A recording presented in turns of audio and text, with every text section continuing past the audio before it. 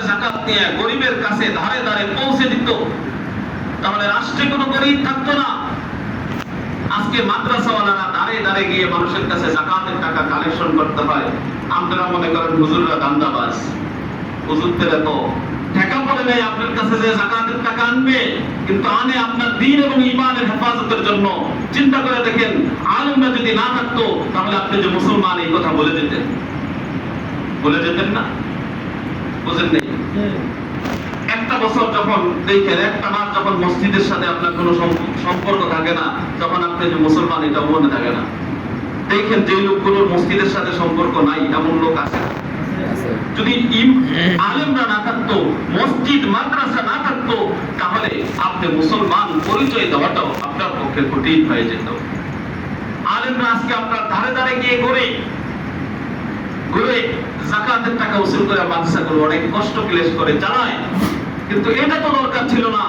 রাষ্ট্র চাইলে এই জাকাতের টাকাগুলোই পুঙ্খানুপুঙ্খানু হিসাব দিয়ে, প্রত্যেকটা বড় লোকের টাকার হিসাব রাষ্ট্রের কাছে আছে, রাষ্ট্র চাইলে পুঙ্খানুপুঙ্খানু হিসাব দিয়ে জাকাতের টাকাগুলো উসুল করে এই মাদ্রাসাগুলো চালাতে পারবে।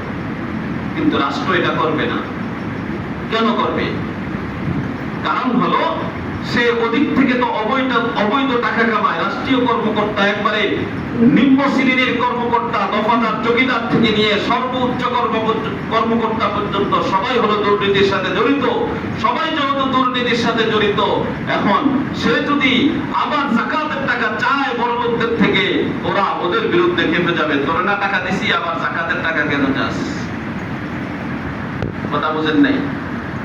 এজন্য অসুবিধার কারণে তারা এসব বিষয়ে হস্তক্ষেপ করে না। এসব বিষয়ে সক্ষমতা থাকলেও তারা এগুলো প্রয়োগ করার চেষ্টা করে না। তারা চায় নিজের পেটটাকেই ভারী করার জন্য, নিজের পকেটটাকেই ভারী করার জন্য। বর্তমান যেই অন্তর্বর্তীকালীন সরকার, এই সরকারেও ঘাপটি মেরে লোকগুলো বসে আছে। আপনারা হয়তো যারা সোশ্যাল মিডিয়ার সাথে সম্পৃক্ত, তারা জানবেন দেশের অবস্থা জানার দরকার আছে। আমি এই দেশে থাকি, এই দেশের মানুষের অধিকার নিয়ে কথা বলা এটা আমার অধিকার। এই দেশ নিয়ে ভাবা এটা আমার দেশপ্রেম, এটাও আমার ঈমানের অবিচ্ছেদ্য অংশ। হুব্বুল ওয়াতানি মিনাল ঈমান, যে দেশপ্রেম এটাও ঈমানের অংশ। এজন্যই তো ৭১ যারা যুদ্ধ করে যারা শহীদ হয়েছে, তাদেরকে আমরা শহীদ করি। শহীদ এটা ইসলামী শব্দ না? তারা কোন ইসলাম বিজয় করার জন্য শহীদ হয়েছে? বুঝেন নাই? ইসলামকে রাষ্ট্রে প্রতিষ্ঠা করার জন্য শহীদ হয়েছে, না শেখ মুজিবের পেট ভরানোর জন্য শহীদ হয়েছে? শেখ মুজিবকে গণতন্ত্র আইনা নিয়ে আসার জন্য তারা শহীদ হয়েছে, ইসলামের জন্য শহীদ হয় নাই। কিন্তু তারপরও তাদেরকে শহীদ কেন বলি? তারা দেশ প্রেম নিয়ে শহীদ হয়েছে, এই জন্য তাদেরকে শহীদ বলি। এই জুলাই অভ্যুত্থানে যারা শহীদ হয়েছে, তাদেরকেও আমরা শহীদ বলি। তারা কি ইসলামের জন্য জীবন দিছে? বুঝেন নাই? সাহাবীরা ইসলামের জন্য জীবন দিছে। তারা কোন ইসলামী রাষ্ট্র প্রতিষ্ঠার জন্য জীবন দিছে? ইসলামী রাষ্ট্র প্রতিষ্ঠা হয়েছে? হয় নাই। তো তারা জীবন দিয়েছে, তাদেরকে শহীদ কেন বলি? তাদেরকে শহীদ বলি তারা দেশপ্রেম নিয়ে, দেশের ভালোবাসায় তারা শহীদ হয়েছে।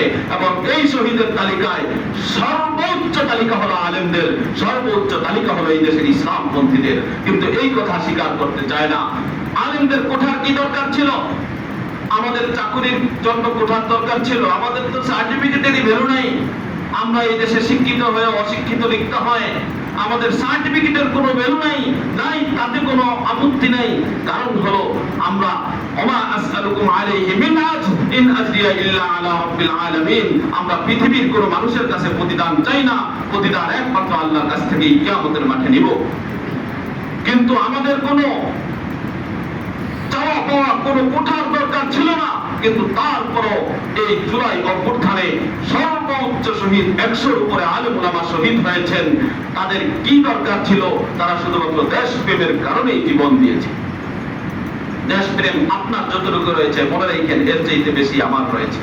আজকে যারা শাহবাগে বসে বসে শাহবাগী পরিচয়ে দেশপ্রেমের কথা বলে রাষ্ট্রের কোটি কোটি টাকা কলমের খোঁচায় নিয়ে যায়, যখন এই দেশ আক্রান্ত হবে তাদেরকে ওই দিন খুঁজে পাবেন না, এই কথাটা মাথায় রাখেন।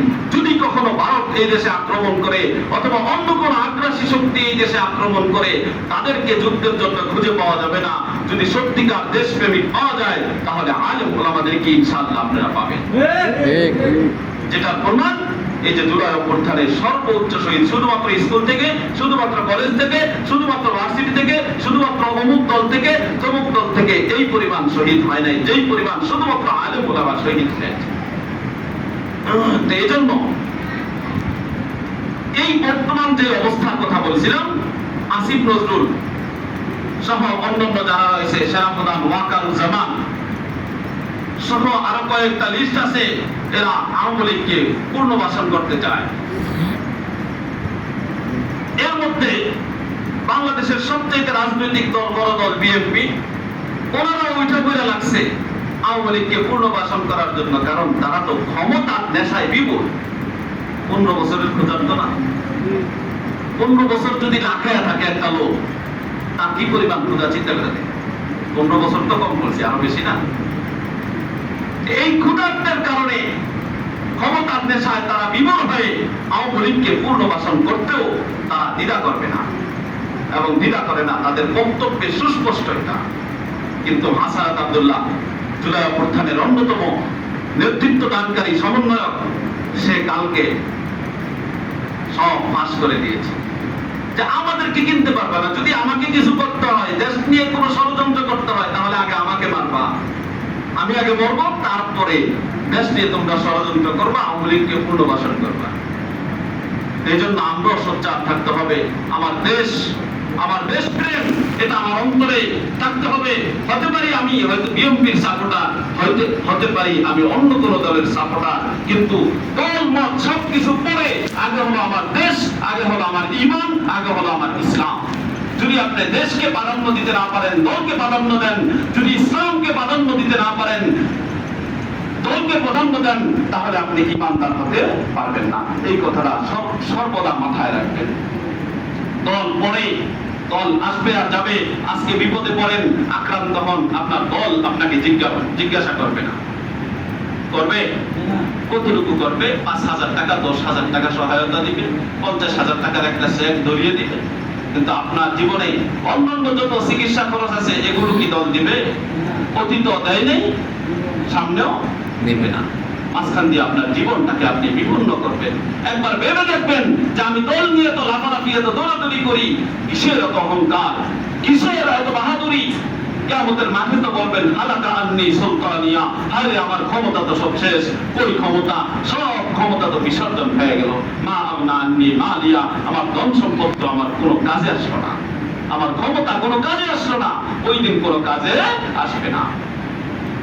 তো এজন্য আমার দেশপ্রেম মাথায় রাখতে হবে এবং আমি মুসলমান হিসাবে হিসাব করে যাকাত দিতে হবে। হিসাব করে যদি যাকাত দিতে পারি তাহলে আমি একজন পূর্ণ মুমিন, আর যদি যাকাত না দিতে পারি তাহলে আমি একজন পূর্ণ মুমিন নই। ইসলামকে সর্বদা সর্বক্ষেত্রে বাস্তবায়ন করার চেষ্টা করতে হবে।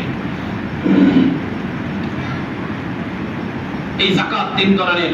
1 নম্বর হলো যাকাতুন নফস। যাকাতুন নফসের মাধ্যমে নিজের আত্মাকে পরিশুদ্ধ করতে হবে। প্রত্যেকটা জিনিসেরই যাকাত আছে। যাকাতুন নফস কি? নিজের আত্মাকে ইবাদতের মাধ্যমে